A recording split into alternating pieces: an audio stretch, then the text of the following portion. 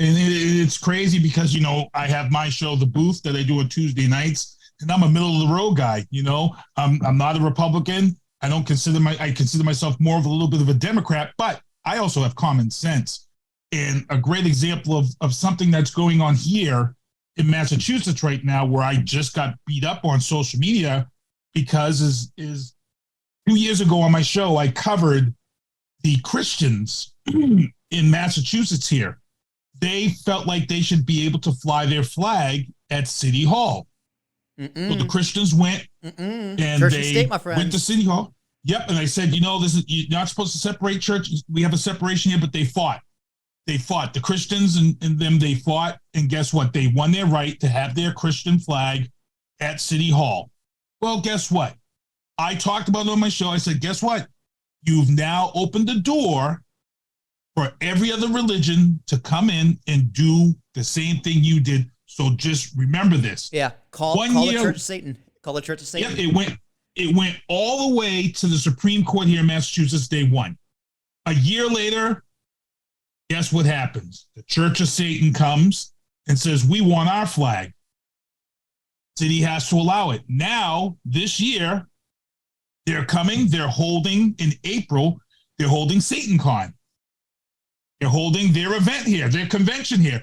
It's sold out because Boston's never hosted it before.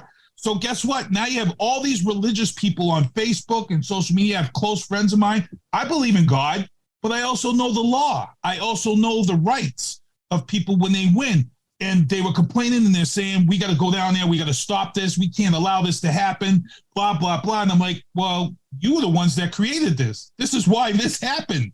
You all went and fought to the highest level of court to get the right for every religion to host an event on city and government property with no repercussions now. You all fought for this.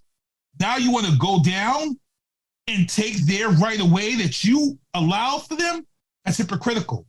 So I have a lot of religious friends right now. They blocked me. They're mad at me because I spoke my mind and used common sense. I know the law. You created this. You're a hypocrite. Yeah, and at the end of the day, you're correct, right? Like, have you ever had a Satanist, someone from the Church of Satan, on your show? Like, have you ever spoken with one of them? I have. I don't want to mention her name, but I have a friend who, she was a Republican, and she dated a Baltimore Raven, and she is now part of that church. Now, she told me that they're not connected to the actual Church of Satan. She gave me a whole thing about it and told me all about it. It's like a sect. It's like, it was like difference between Catholicism and Christianity, but it's all like Roman, whatever. Yeah, and they've fought for more people's rights than any other organization out there. They support women's rights. They were very vocal when they were trying to overturn Roe versus Wade. And they don't actually believe in Satan. No, they don't. No, and it's hypocrisy like, of this. It's a Satan as an idea, right? And like, I know I have plenty of people in my family who are pretty religious. Right. Well, like at least they say they are, but it's whenever you bring up the Catholic Church, just don't bring up the priests and what they did with around my family. But yeah, my brother's been saying that. Yeah, my brother's like, been when it comes to the Church of himself. Satan, though, like they would say the same thing. It's like you can't allow that in schools. You can't allow that here and there. But they'd also say no, they can't allow Christians things in school. They can't allow Muslim things in school because there's a million religions out there. Not even that much of an exaggeration. Right. I think there's like 4,000 organized religions for real around the entire world. It's like, well, if you allow one, you have to allow them all. And it's just, well, here's the funniest. Here's what's happened now. So now they're beefing back and forth over this, right? Yeah. Guess who the third party to step forth now to make a stink about this? Oh, please tell me it's the Jews. Nope, the atheists. Oh, even better. They're their own group. Even better. Yeah. So and you got to respect atheists because they believe in the science of creation. They don't believe in all these gods and they don't believe. Atheists have their own. So now they're pissed because they're and they have their own silliness too. The atheists, right? It's like, well, how do you know? It's like, well, you don't know. That's the thing. Right? It's like they're just as silly as a Satanist or a Jewish person in terms of their beliefs and like believing in Jesus resurrected or whatever, Muhammad or whatever prophet you want to put on. Satan, like atheists are just as silly because, well, how do you know that God doesn't exist? You can't. You don't. There's science people, but scientifically prove that God does not exist. You can't. And here, the Jewish and Muslims are sitting back like, Because it's funny. It's hypocrisy. It's funny. It's hypocrisy. But then you gotta sit back and just go, man. Sometimes you gotta sit back and kick your feet up, have a thing of popcorn, and just watch the world burn. Sometimes you just gotta watch the world burn, and just, you know what? There's nothing I can do about this. But no, you're right. I mean, you can't. There's a reason there's separation between church and state. You see this a lot in schools too, especially down south, where they want to bring God back in schools. Which, listen, God is an individual thing. Religion should be very individual. I am not. I was raised Catholic. I got baptized, communion, confirmation. I did all that, but I don't go to church. I'm not religious. I don't dislike religious people. I understand that religion has a big value towards people. Like, if you're religious, the teachings that the Bible can teach you, and be nice to others, the lessons in there, great. Just take them as like Goldilocks, don't break into people's houses, right? Or the three bears, who cried wolf, right? Don't cry wolf all the time. Mm-hmm. There's values and lessons to be taken from these stories. Just don't take them literally. And you see this a lot in schools. Like, no, we want to take it literally. It's like, okay, we're going to have the Church of Satan in school too. If you want to have prayer time, we're going to have Satan time. And so you can't discriminate because there's discrimination laws. So what do you do? What do you do? And this is why. And it's funny because, years ago, I've always had this belief in God. I got baptized at a very early age. Yeah. And, one of the funny things is I stopped going to church because of my pastor of my church, because what happened was I used to go to church on Sundays all the time religiously. And I ended up becoming a season ticket holder for the New England Patriots many, many years ago, back in the early 90s. And all of a sudden, my Sundays devoted to going to Pats games.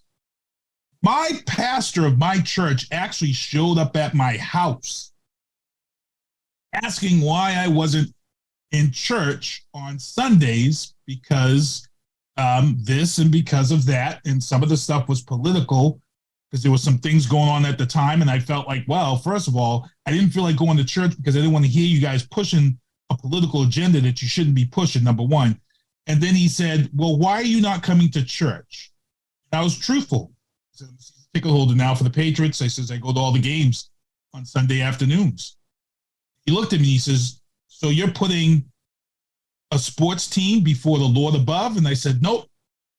He says, well, it sounds like it. I said, nope. I said, because every time I get ready to fire up the grill and we start to barbecue and have our tailgate, I say a little prayer. I don't have to be in church to show. I don't have to be in church on Sunday to show that I have my belief in God and I pay my respect to God. As far as I'm concerned, God's the reason why I'm able to be a season ticket holder for the New England Patriots and be able to be here on a Sunday with some friends and be able to enjoy myself and watch a sport that I love. That could also be God's doing. So I'm going to say my prayer. Yeah, I'm going to say my prayer before the steak tips hit the grill. And he didn't like that. And he walked out the house, and hey, it is what it is. I haven't been back to church since. I don't need to go to church to practice my belief. He knows I believe. Yeah.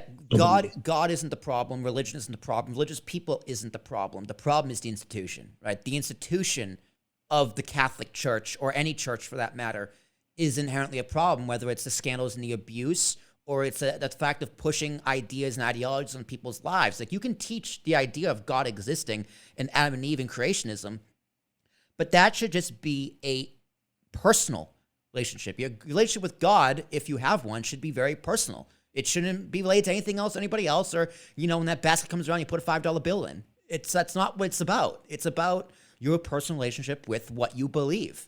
And it gives people peace. But people need that. I truly believe people need something that is just so ridiculous they believe it in anyway.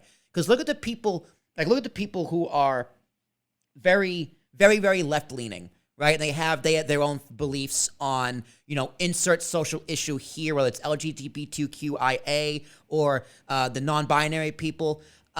They don't have religion in their lives. They are not religious. They don't believe in God. They despise the church, which, hey, fair. But they replace that belief in the idea of, okay, this identity, my identity is my religion, and our identity is our religion. And some of it's good, some of it's bad. It's like the regular church. But they replaced the religion, old school religion, with new school religion, which can be called woke, whatever the hell that means these days. You know, and it is. It's crazy. You know, I look at how crazy religion is, and I really saw it here in Massachusetts because when we had the whole sex scandals going on with priests, we saw it here first here in Boston how gangster it really was. People forget that Cardinal Bishop here in Boston at the time under the Pope, he was stationed here in Boston, the Cardinal Bishop, and he was going to be questioned by the feds. He was going to be dragged into court and questioned. And guess what happened? If anybody remembers what happened was at Logan Airport at 1 a.m, the Vatican sent the private jet here. It landed in Logan Airport. And guess what they did? They snuck Cardinal Bishop out of here in the middle of the night and took him right back to the Vatican. And guess what? Not one FBI agent, not one police person who was handling that case was going to commit career suicide and head to the Vatican to bring him back here to testify. No one was about to do that. And that let me know how gangster that religion is. Because that's telling you right there, we're bigger than the law.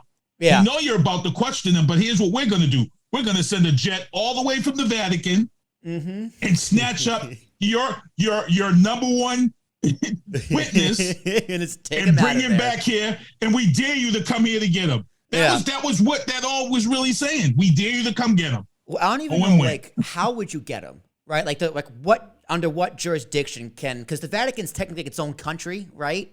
Kind of. Well, it would be the feds. It would be the feds, but first and foremost. They would need permission. They can't just land the jet. That's like the feds would be invading a country, right? Which, hey, U.S. has no problem doing that. But like if whoever was president at the time, let's say it was Obama, right? Just for the sake of argument. Obama just can't send the FBI to the Vatican to go get this guy. He would need permission from whoever runs the Vatican, so I guess the Pope.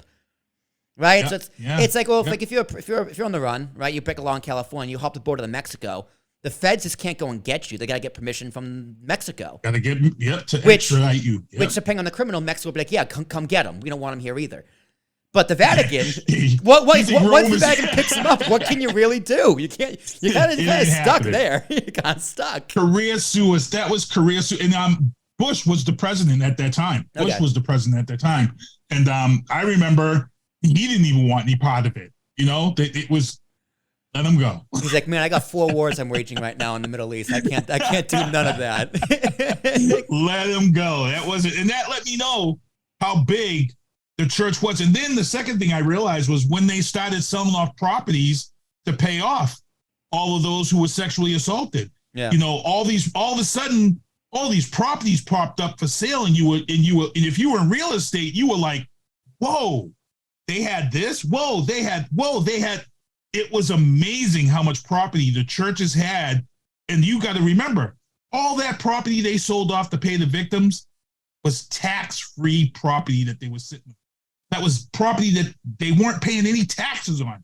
So even that is just mind-boggling about religion. I go back and forth with taxing churches. Like, I get why people want it to be taxed, but hey, if you had that separation of church and state, you have that separation of church and state.